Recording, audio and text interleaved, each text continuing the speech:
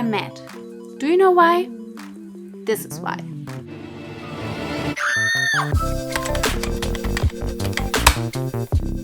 Hey, what's up guys? Yes, I'm Kristina from Philodendron, and today I want to propagate my Philodendron Brandtianum together with you. And I also have a really quick care guide for you. It's basically just one major tip that you need to know if you want a nice Philodendron Brandtianum. So let's get right into it. Well, first I want to show you how my brandy looks. So let's get it out of its home. It's living in the Ikea greenhouse that I made. Now that we freed it out of its confinement, I can show you what we are working with. So this is my Philodendron Brandtianum. In the bottom it looks really nice, and then this whole top part is a mess. You might be asking, why is this top part so ugly and this bottom part is really nice? For this, let's jump right into the care guide part. I promise it's really quick. For soil, I'm just using regular aeroid mix, nothing too fancy, a little chunky mix, and it's good to go.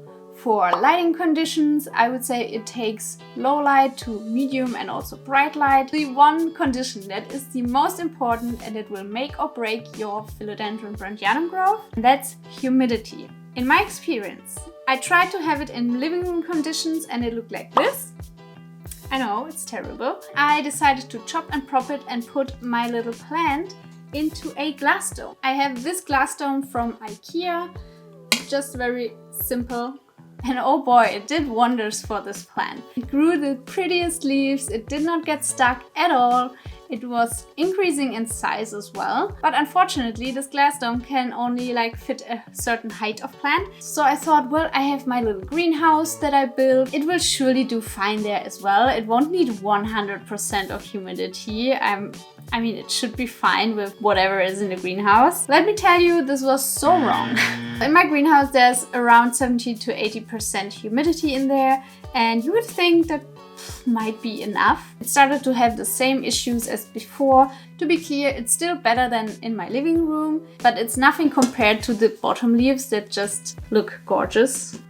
You know, I would love to hear your experiences with Brandtianum. I cannot be the only one that is mad at her plant. This is basically everything as far as care goes, so let's jump right into the propagation part of this poor little guy.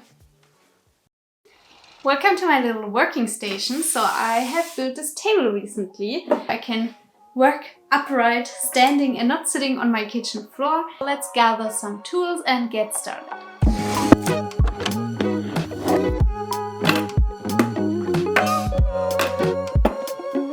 Now then, in my experience, Philodendron Brandtianum are really easy to propagate. They root really fast, so you can try it in water, perlite, moss or soil, whatever you have available. Don't stress about that too much.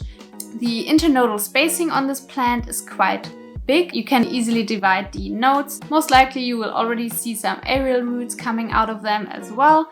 I'm just going to clean my scissors real quick. Let's give you a little close-up, shall we? To have a little side-by-side today, I want to propagate in moss, water and also in regular soil, and then we can compare which does best. We have our plant right here. We will cut just right here in between each node. With my clean scissors, I will just cut the top part off first, right here, like that.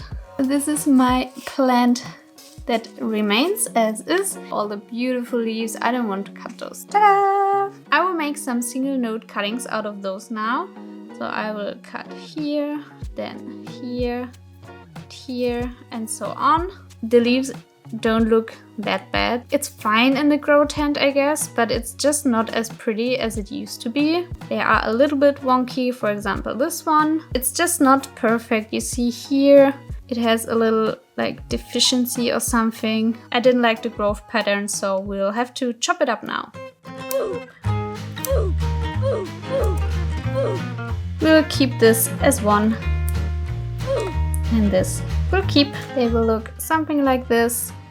You will have a node with some aerial roots preferably already on it, and then this part right here, this part with the aerial roots, you need to cover in some substrate, so water or perlite or moss or whatever. Well, you see, I did not air layer this one beforehand because some plants just don't need that. These take on very well after propagation, so it's just unnecessary work. You could though, if you wanted, you could. Moving on to potting, I will start with the water propagation because it's the fastest one. And I'll try to use the same kind of pieces in each propagation method so we can compare better. I'll just pop those in, fill it up with water until the nodes are all covered. This way you can see the roots forming, you can see if something is rotting and you need to act on that, and then you can change out the water like every 2 weeks, for example, and you're good to go. Moving on to sphagnum moss. I have re-wet this one. There's water still in there, press it out, and then put the damp sphagnum moss in your little pots.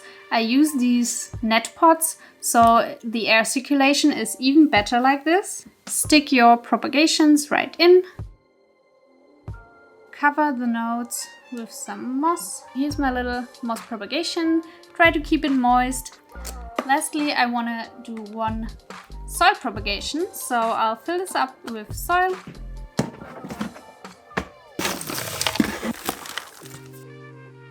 I'm going to do exactly the same thing.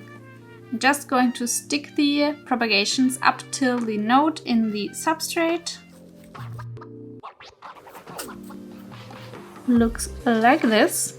So we have our water, moss and soil propagation. Hell yeah! I will put them in this propagation shelf next to me. It has good lighting, it has warmth, humidity in my prop box. With those 3 in check, the success rate will go up. I will just pop them in. Let's open her up and then I'll just put them all in. It's always a little bit of a Tetris game in here. And usually if I do water propagations, I don't put them in a propagation box. For comparison reasons, I will do it now. Okay, back you go. We have our survivor, the rest of the Philodendron Brandtianum, and you can see how beautiful the leaves really are. I will stake it up properly now, put it back into tent and see if it will grow any better and if I can keep the humidity a little bit higher in there by spraying, help it out that way. With all of this said, it's not you, it's the plant. I mean, it is you because you didn't give it the right conditions, but in my opinion, a plant that is such a diva, it's just too much work for me and I'm really mad at it, kind of. I don't know, I'm not up for that. I want plants that do the things that they're supposed to do, that give me new, beautiful leaves. It seems to be an issue with most Brandtianum owners. I think it's the humidity in most cases. This is how you care properly for your Philodendron Brandtianum, so you don't have to get mad at it because it's ugly. If you're into propagation of other plants, then check out this playlist right here. And if you want to sell those propagations later on, then maybe check out this video right here where I give you a full look into my plant sales of 2020 and 2021. Until next time, enjoy your plants and goodbye!